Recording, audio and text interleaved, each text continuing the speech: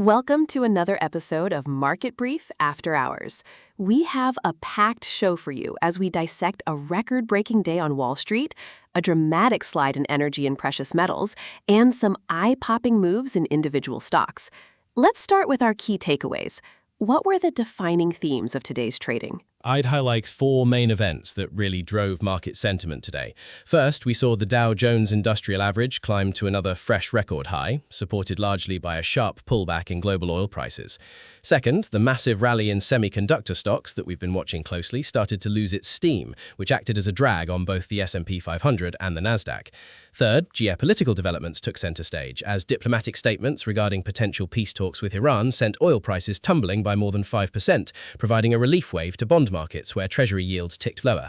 Finally, in Europe, we saw a mixed bag of corporate M&A drama, with paint manufacturer AkzoNobel rejecting a massive joint cash takeover bid, alongside some interesting auto sector news showing a deceleration in new car registrations across the European Union. That is an excellent summary of a very dynamic session.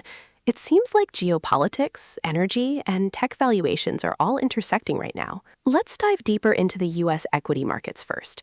Walk us through the major indices and how they closed today. Certainly. It was another milestone day for the blue chip index. The Dow Jones Industrial Average gained about 183 points, or 0.36%, to secure a new record close at 50,644. The Dow also managed to touch a fresh intraday all-time high during the session. Meanwhile, the broader S&P 500 eked out a very tiny gain, ticking up just 0.02% to close at 7,520, which is actually another closing record for that index as well. The Nasdaq Composite also edged slightly higher, gaining 0.07% to finish the session at 26,675. So, a record-setting day, but with some clear hesitation under the surface, especially in tech. What was the catalyst for that divergence? Exactly. The main dynamic was the retreat in oil prices. U.S. West Texas Intermediate crude fell 5.55% to settle at $88.68 a barrel, while Brent crude fell over 5% to settle at $94.29. This slide occurred after reports of potential U.S.-Iran talks gaining diplomatic traction. Despite denials from the White House, Secretary of State Marco Rubio stated the U.S. will give diplomatic talks every chance to succeed. This also supported bonds, with the 10-year Treasury yield falling to 4.481%, the 2-year dropping to 4.035%, and the 30-year bond yield declining to 5.01%. And how did the semiconductor space perform after its recent blistering run? We saw a definite pause in momentum. Micron technology, which recently surged over 19% to top a $1 trillion market cap, closed 3.6% higher. However, peers like Intel and Qualcomm fell 1% and 6% respectively. Eric Parnell of Great Valley Advisor Group cautioned that while AI's impact is massive, current valuations on some semiconductor stocks look extremely frothy, and historically, bust cycles tend to follow these booms. That's a very grounded perspective. Let's turn our attention across the Atlantic to the European markets. How did they hold up today? European stocks turned cautious, with the stock 600 flat at 0.03%. The UK's FTSE 100 rose 0.15% to close at 10,507, while France's CAC 40 gained 0.43%. Germany's DAX drifted 0.03% lower to 25,178, and Italy's FTSE MIB underperformed, falling 0.64%. Switzerland's SMI finished up 0.75%. What was driving that caution, and were there any key macroeconomic indicators we should know about? Yes, we had several data points. First, the European Automobile Manufacturers Association reported that new car registrations in the EU grew by 5.1% year-on-year, which is a noticeable slowdown from the 12.5% growth seen in the previous month, largely blamed on geopolitical risks. Under the hood, Italy showed strong sales growth of 11.6% and Spain rose 8.4%, while Germany saw a modest 2.7% increase and France reported a slight drop of 0.3%.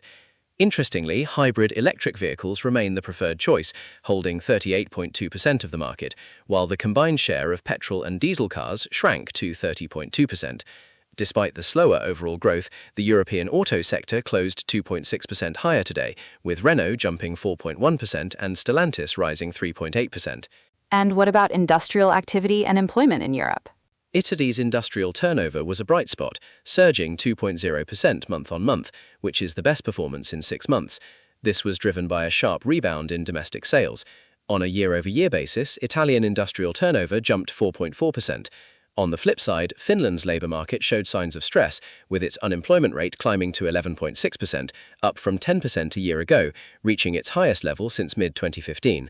We also had big news in the corporate space, where Dutch paint maker AkzoNobel saw its shares 20% after rejecting a €73 per share joint cash takeover offer from Nippon Paint and Sherwin-Williams. Fascinating corporate action there. Let's move over to the Asia-Pacific region, which also saw some highly divergent market performances. It was certainly a mixed bag. In South Korea, the Kospi was the standout performer, surging 2.25% as trading resumed after a holiday. Sentiment was heavily boosted by the US-Iran peace talk hopes and massive strength in tech, with Samsung Electronics climbing 2.7% and SK Hynix soaring 9.3%. Conversely, Chinese and Hong Kong markets underperformed significantly due to Beijing's ongoing efforts to tighten controls on overseas stock trading. The Shanghai Composite fell 1.25%, while Hong Kong's Hang Seng Index dropped 1.06%. And how did Japan and the Australasian markets wrap up? Japan's Nikkei average initially hit a new record high of 66,428 on AI enthusiasm, but gave up those gains to close only marginally higher at 64,999, while the broader Topics index finished 0.52% lower at 3,918. Down under, Australia's S&P ASX 200 index rose 0.69% and the All Ordinaries gained 0.70% to settle at 8,945.20.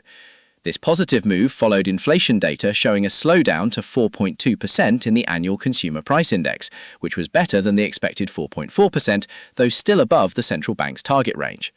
In New Zealand, the S&P NZX 50 index rallied 1.21% after their central bank kept interest rates on hold. Finally, India's indices slipped slightly, with the BSE Sensex down 0.19% and the Nifty 50 down a tiny 0.03%. A very comprehensive view of global equities. We are going to take a quick break now. Coming up next, we'll dive into the Forex markets, review key technical levels and moving averages, and go through the major winners and losers from today's corporate earnings reports. Stay tuned, we'll be right back. Welcome back to Market Brief After Hours.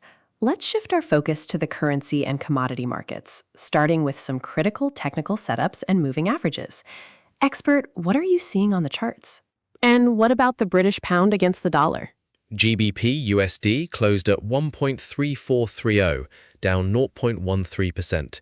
It is currently wedged near its 200-day SMA of 1.3423 and trading below its 50-day SMA of 1.3444 and 100-day SMA of 1.3476.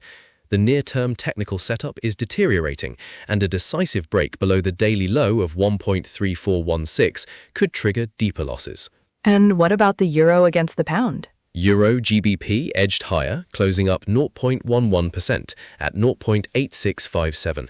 It's showing signs of short-term stabilization, but it remains below its major moving averages, the 50-day SMA at 0.8673, the 100-day SMA at 0.8677, and the 200-day SMA at 0.8700.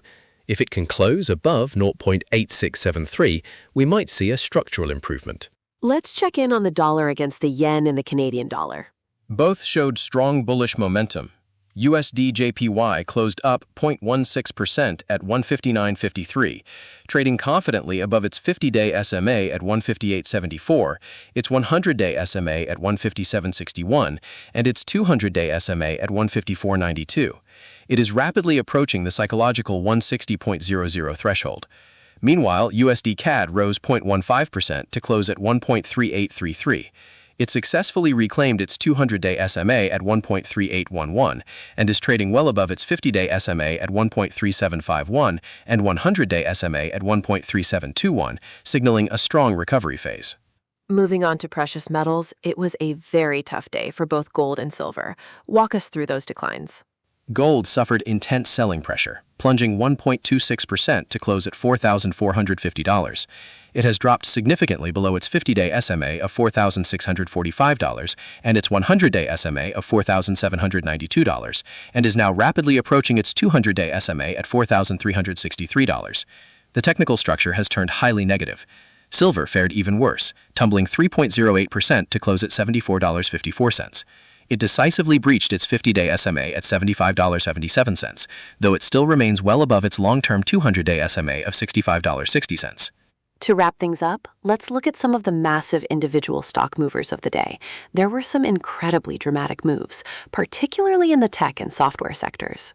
Absolutely. In the cybersecurity space, Zscaler plummeted more than 31% after issuing a disappointing fourth-quarter revenue forecast of $875 million to $878 million, which fell below the consensus estimate of $879.1 million. This dragged down the entire sector. Fortinet and Okta both fell more than 4%, while CrowdStrike, Palo Alto Networks, and Cloudflare all dropped over 3%. That's a massive hit for Zscaler. And there was an even larger drop for Verra Mobility, wasn't there? Yes, Verra Mobility collapsed, closing down more than 70%. The company cut its full-year adjusted EPS estimate and announced that Avis Budget had terminated its contract with them, which absolutely devastated the stock. On the banking side, JP Morgan Chase was also a laggard, dropping 2% after CEO Jamie Dimon mentioned the bank could spend up to $20 billion on an acquisition over the next couple of years. Were there any notable winners today to balance things out? Yes, we had some spectacular gainers. Dycom Industries surged more than 25% after posting first-quarter contract revenue of $1.96 billion, easily beating the $1.67 billion estimate. AppLovin closed up over 10% following a bullish note from Morgan Stanley on rising conversion rates. MGM Resorts rose more than 9% after JP Morgan upgraded the stock to overweight with a $46 price target. And finally, after the closing bell, Snowflake surged as much as 32% in extended trading. They reported first-quarter revenue growth of 33% year-over-year to $1.39 billion, beating expectations, and delivered adjusted earnings of 39 cents per share against the 32 cents analysts predicted. That is all the time we have for today's episode. If you found this useful, please follow Market Brief After Hours.